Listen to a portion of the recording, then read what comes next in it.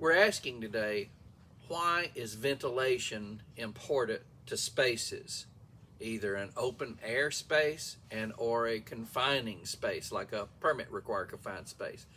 Well, it's because ventilation purges the space of contaminants. It reminds me of many years ago. I used to love to rebuild antique vehicles, and I had a 55 Chevrolet pickup truck. You know, the 3100, 3-speed on the column, Carter carburetor. Anyway, I got in it one day, and for some reason in 1955, General Motors put the gas tank behind the front seat. I smelled gas. So I raised the seat. I looked back there. It was dripping.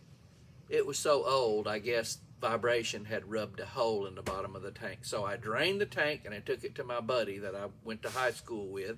He owned and operated a shop now.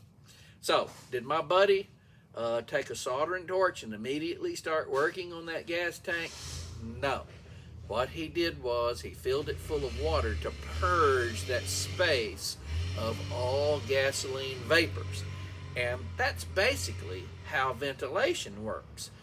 Before entering a space, or if contaminants get in your space, you want to ventilate with good, clean air.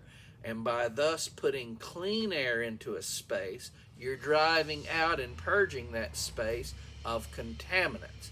And that's what ventilation does and is all important.